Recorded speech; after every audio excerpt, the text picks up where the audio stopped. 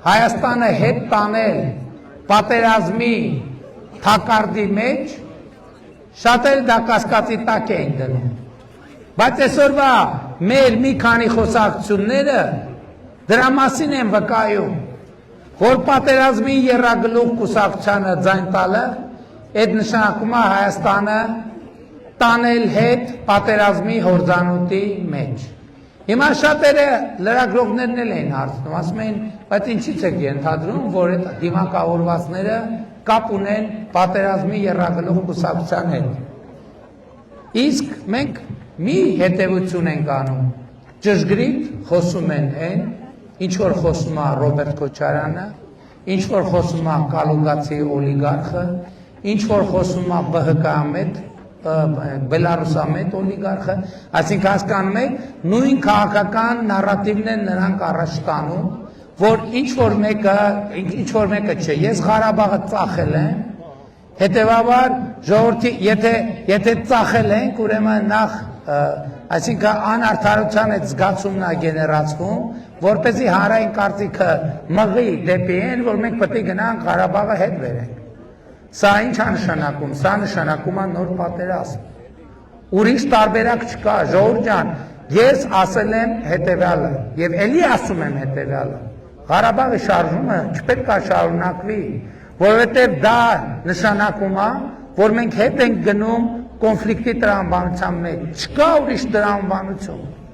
և այսօր այն մարդիկ, ովքեր գալիս են, փողոցներում, հոխորտում են, բաներ են խոսում, կարող է կոպիտ հնչի իմ ասածը, բայց ես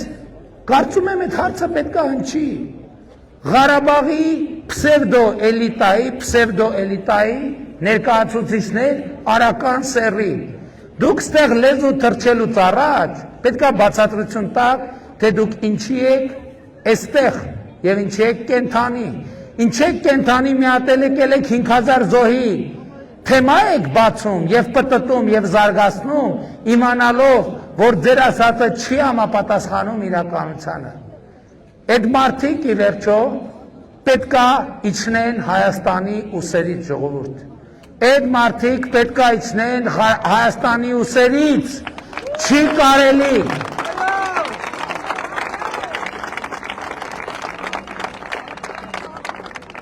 Եվ մենք ի վերջո վերջին 2 տարվա ընթացքում հենց այդ պրոցեսն ենք արել։ Մենք Ղարաբաղի կոնֆլիկտը, այո, հայհոյանքներ ուտելով, այո, սպառնալիքներ ստանալով, այո, շատ բարդ ճանապարհ անցնելով, բայց մենք Ղարաբաղի կոնֆլիկտը իջեցրել ենք Հայաստանի ուսերից և Հայաստանի Հանրապետության համար նոր հեռանկարներ, նոր ճանապարհներ, նոր ծրագրեր ենք բացել։ Եվ մենք պետք է հստակ շարունակենք գնալ այդ ճանապարհով։ Եվ ընդ որում, մենք խոսելով խաղաղության մասին, ոչ մի րոպե չենք մոռացել ու չենք մոռանում անվտանգության մասին։ Մենք ոչ մի րոպե չենք մոռանում, որ Հայաստանը պետք է ունենա պաշտպանունակ բարձր մակարդակի բանակ, որովհետև պաշտպանունակ բանակ չունենալը նշանակում է լինել գայթակղիչ ցանկացած ագրեսիայի համար։ Մենք չենք կարող դա թույլ տալ։ Ինչ բարեփոխումներ ենք մենք արել բանակում,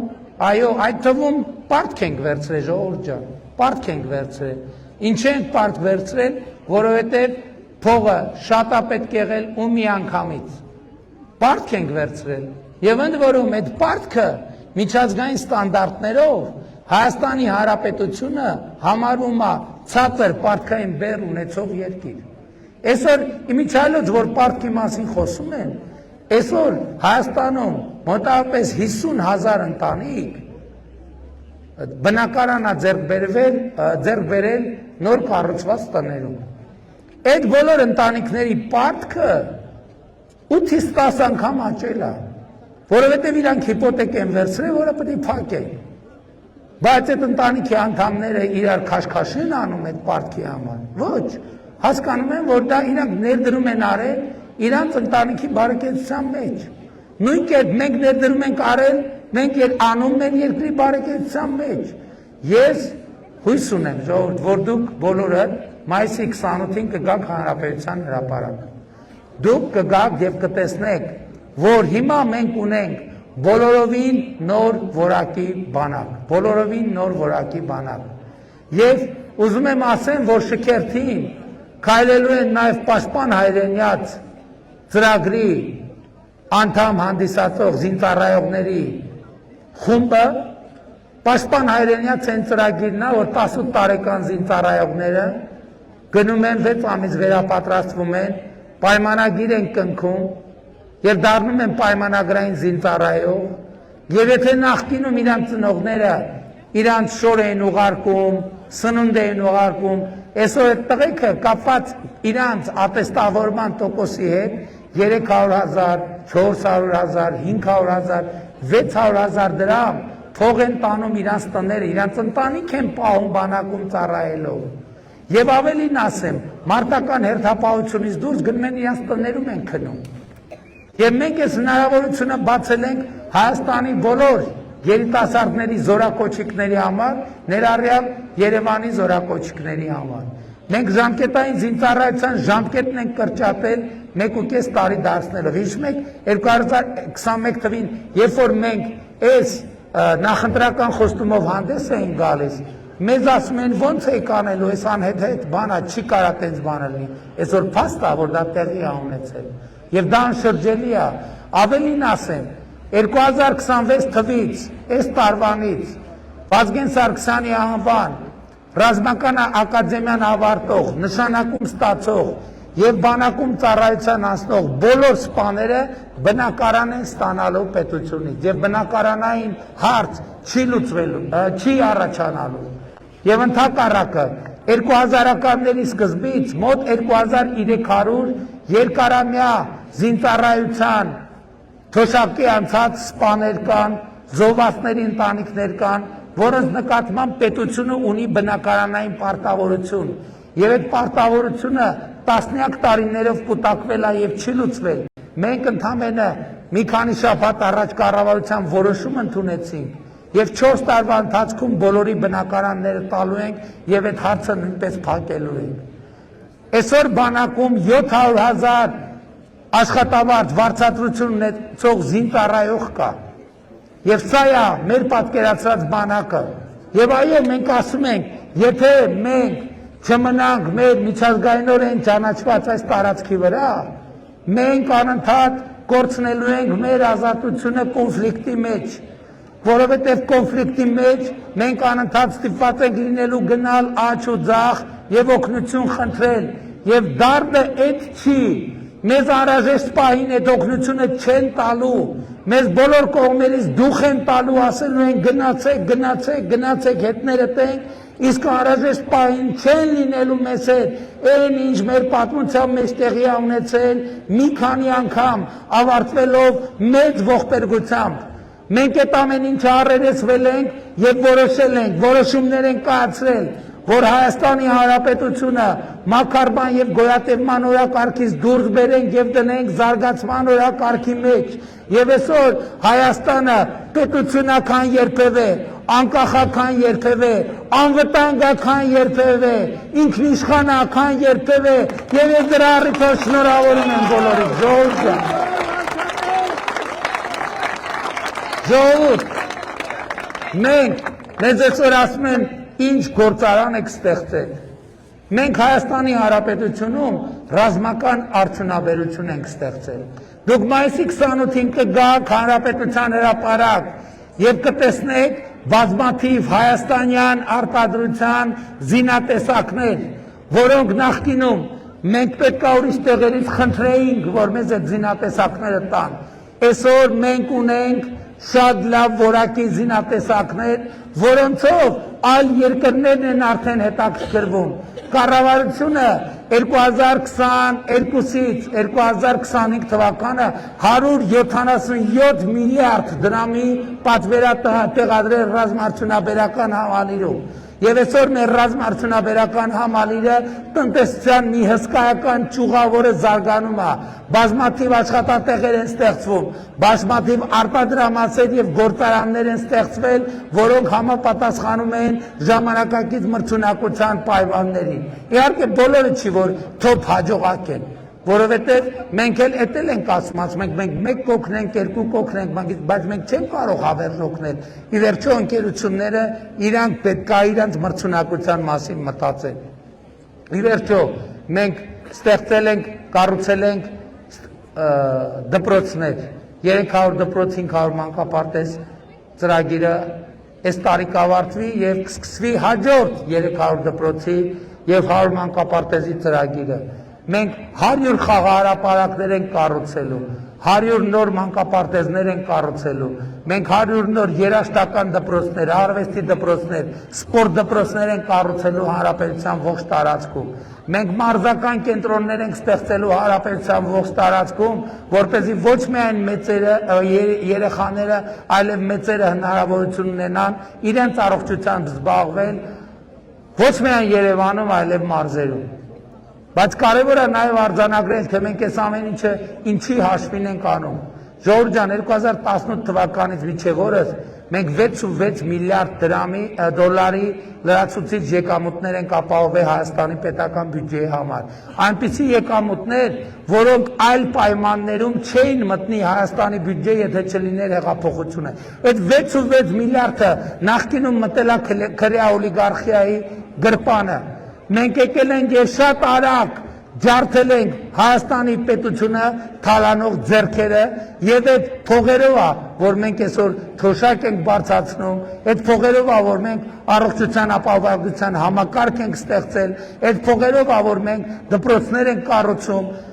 հիվանդանոցներ են կառուցում, ամբուլատորիաներ են կառուցում, մանկապարտեզներ են կառուցում, պատմամշակութային հուշարձաններ ենք նորոգում եւ այլն եւ այդպես շարունակ։ Մենք Զանգեզուրի պրնձամոլիբդենային կոմբինատը, երբ որ մենք փայաբաժին ենք ստացել ժողովուրդը իդեմս կառավարության, 2018-ից 2026 թվականը 300 միլիարդով ավելի շատ փող է վճարել պետական բյուջե, քան նախորդող 8 տարիների ընթացքում։ Մենք ֆինանսների նախկին նախարարի տունը մեր հայտով վաճառվել է, բռնագրավել է եւ վաճառվել է Միացյալ Նահանգներում եւ գումարի 70%-ը հիմա փոխանցվում է Հայաստանի Հանրապետության պետական բյուջե։ Ինչու 70%-ը? Դա կապված է Միացյալ Նահանգների օրենսդրության առանձնահատկությունների հետ։ Կոտայքի նախկին մարզպետ Ծառուկյանի փեսա Կարապետ Գուլոյանի դղյակը առանձնատունը այլևս իր սեփականությունը չի, ժողովուրդ ջան, այլևս ձեր սեփականությունն է, որովհետև որպես ապօրինի գույն մենք դա բռնագրավել ենք։ Հայաստանի էլեկտրական ցանցերը, որ կոպեկներով սեփականաշնորհվել են, այլևս պետական վերահսկողության տակ է եւ շուտով դե յուրե կլինի պետական սեփականություն։ Եվ այդտեղից է, այդ պրոցեսներից է ներսը մտնելով, որ մենք իմացանք, որ Կալուգացի օլիգարխը եւ իր շրջապատը մանկապարտեզների վրա ավել հոսանք են գրել, որ փողը գրպանեն։ Զորամասերի վրա ավել հոսանք են գրել, որ փողը գրպանեն։ Քաղաքացիների վրա ավել հոսանք են գրել, որ փողը գրպանեն։ Եվ հետևաբար նրանց բարեգործության մասին խոսակցությունները դատարկ մանիպուլյացիաներ են, նրանք գողացող են, նրանք բարեգործ չեն եւ ժողովուրդը առաջիկա ընտրություններում պետք է իր վերաբերմունքը արտահայտի։ Ընդհանուր առմամբ 2018 թվականից մինչև օրս 730 միլիոն դոլարի ապօրինի գույք է վերադարձվել տարբեր մեխանիզմներով։ Համայնքներում տասնյակ զբոսայգիներ, հազարավոր քառակուսի մետրերով զբոսայգիների տարածքներ են վերադարձվել համայնքներին եւ երեխաներին։ Տասնյակ հազարավոր հեկտարներով անտառներ են վերադարձվել Հայաստանի Հանրապետությանը, որ 100 տարի եւ ավելով կամ անժամկետ վարձակալությամբ չնչին կոպեկներով հանձնված էին քրեա օլիգարխիային։ Եվ ժողովուրդը պետք է այս պրոցեսին տեր կանգնի, որովհետև մենք վերադարձրել ենք, վերադարձնում ենք եւ կվերադարձնենք թալանված գույքը եւ այդ ճանապարհով գնալու ենք միջև վերջ։ Այս ընթացքում իմիջայլոց մենք ոչ մի միլիմետր այդ օրակարգից չենք շեղվել։ Պարզապես դուք բոլորդ պետք է իմանաք եւ դա կնհայտ է, որ 2018 թվականին պայմանական ասած մենք 23 գլխանի հրեշի, 23 գլխանի մաֆիայի դեմ ենք կռիվ տվել եւ մենք այդ գլուխները կտրելով եկել ենք, մնացել է վերջին 3 գլուխը եւ այս ընտրություններում այդ վերջին 3 գլուխը պիտի կտրենք։ Ժողովուրդ ջան, այս ամեն ինչը ինչ ասացի շատ կարևոր է, բայց ամենակարևորը չի։ Ամենակարևոր ուղերձը եւ ասելիքը հետեւյալն է, որ Հայաստանի Հանրապետությունում հաստատվել է խաղաղություն եւ ես բոլորիդ շնորհավորում եմ հաստատված խաղաղության առիթով։ Բայց ինչպես իմ խոսքի սկզբում ասացի, այսօր շատերն են ուզում, որ այդ խաղաղությունը ձախողվի, որովհետև մեր խաղաղությունը նման է 9 ամսյա մեր խաղաղությունը նման է 9 ամսական երեխայի եւ պատերազմի երրագլուխ կուսակցությունը ըստ էության ինչ առաջարկում ասում է եկեք այդ երեխային հանձնենք որբանոց հանձնենք ուրիշների խնամքին եւ երաշխավորի մասին խոսակցությունը հենց դրա մասին է որովհետև նրանք ասում են թե մենք ի վիճակի չենք որպես պետություն եւ որպես ժողովուրդ տեր կանգնել մեր խաղաղությանը Ես բացարձակապես համաձայն չեմ դրա հետ։ Իմիջայլոց ինչ սուտացեց հորինում են, էլի ասում եմ, հիմա էլ ես զարմանում եմ։ Ուրեմն Ադրբեջանի հետ մեր բանակցություններում ես պատասխանատու եւ պաշտոնապես եմ ասում։ Երբեք չի եղել խոսակցություն 300,000 ադրբեջանցու մասին։ Այսօր Պատերազմի երրագլուխ կուսակցության ներկայացուցիչներն են այդ օրակարգը բերում, անընդհատ խոսում, թե Նիկոլը պատրաստվում է 300,000 ադրբեջանցի բերի Հայաստան։ Նիկոլը եւ քաղաքացիական պայմանագիր կուսակցության կառավարությունը հայաստանցիներին է բերում։ Հայաստանից արտագաղթած հայերին է վերադառնում։ Այսօր մենակ տասնյակ մարդկանց եմ ես հանդիպել Ովքեր ասում են ձեր շնորհիվ մենք վերադարձել ենք Հայաստան, բայց 2025 թվականը առաջին տարին է ժողովուրդ, երբ որ մեր երկրի արտագաղթը դադարել է, որովհետև Հայաստան վերադարձած քաղաքացիների թիվը 8660-ով առաջին անգամ ավելին է, քան Հայաստանից գնացած քաղաքացիների թիվը, եւ սա արտագաղթի դադար է, սրա համար ես շնորհավորում եմ բոլորին։ Վերադառնալով խաղաղությանը, այս ընտրությունները ինչի մասին էլ խոսենք, ի վերջո մի հաց կա սեղանին դրված, որին պետք է տրվի պատասխան։ Հայաստանի Հանրապետության ժողովուրդը տեր կանգնում է խաղաղությանը, թե տեր չի կանգնում։ Իմիջայլոց ասեմ, որ ընդհանրապես, ինչպես մինչև հիմա եղած բոլոր ընտրություններին, Հայաստանի Հանրապետության ժողովրդի կատարած ցանկացած ընտրության մենք հլու ենթակա ենք։ Դա մեզ քննարկման թեմա չի, որովհետև հեղափոխության առաջնային նպատակը եղել է այն, որ ժողովուրդը ընտրի նրան, ում ուզում է։ Ես կարող եմ արտահայտել տեսակետներ, ես կարող եմ արտահայտել մտքեր, բայց ի վերջո որոշելու եք դուք, որոշելու է ժողովուրդը եւ ժողովրդի կայացրած ցանկացած որոշում ինձ համար օրենք է, այդտեղ երկու կարծիք չի կարող լինել։ Բայց ես որպես ձեր աջակցությամբ արդեն 8 տարի Հայաստանի Հանրապետության վարչապետի պաշտոնը զբաղեցնող անձ, ես ուզում եմ բոլորիդ կոչ անել, խնդրել, հորդորել, որ 2026 թվականի հունիսի 7-ին գնաք ընտրական տեղամասեր եւ տեր կանգնեք խաղաղությանը, գործելով հետեւյալ տրամաբանությամբ։ Ընտրություններ 2026-ին քվեարկում ենք, ընտրություններ 2026-ին քվեարկում ենք, ընտրություններ 2026-ին քվեարկում ենք,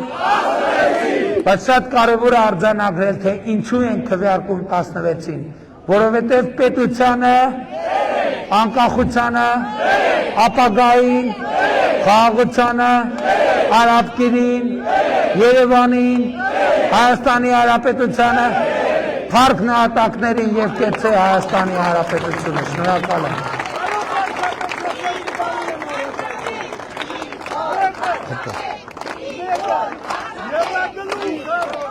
Հայաստանի Հանրապետությանը վնաս է բերում, գործանում անընդանում։ Դրա համար դեմոկրատական ուժերով մի հանդես եկեք։ Նրանց խիստ պատիվ տվեք, քանի որ պետական ուժերը դավաճանում են։ Մի րոպե։ 2026 թվականի հունիսի 7-ին քվեարկելը ձեզնից պատժել է Հայաստանի պետական համակարգից։ Կարանք պայմանավորվենք։ Կալուկայի Սամվելը, որ պետությանը, որ հարկուդուր կա վճարը, շենը թրե շքեղացել է երկիրը, թող իրան Հայաստանում գերեզմանատեղ չտար, թող ընդեղ էլ, որտեղ որ հարկուդուր կա տրե, թող ընդեղ էլ բաղը։ Ժողովուրդ ջան, ես ասում եմ, ձեր քվեարկությունը իհարկե ամեն ինչ որոշում է, բայց ես ասում եմ, Կալուգացին, Ռոբերտը, Գագիկը ընտրություններից հետո երազելու են Հայաստանից փախնելու հնարավորության մասին, բայց չեն ունենալու այդ հնարավորությունը։ Եվ դրա համար անհրաժեշտ է, որ գնաք ընտրական տեղամասեր եւ գործեք հետեւյալ տրամաբանությամբ։ Ընտրություններ 2026-ին քվեարկում ենք։ Ընտրություններ 2026-ին քվեարկում ենք։ Ընտրություններ 2026-ին քվեարկում ենք, որովհետև պետությանը, անկախությանը, ապագային, խաղաղությանը, Արաբկիրին, Երևանին, Հայաստանի Հանրապետությանը, փառք նահատակներին եւ կեցե Հայաստանի Հանրապետությունը։ Հավանիչ տեսանյութը եւ բաժանորդագրվիչ նորությունները բաց չթողնելու համար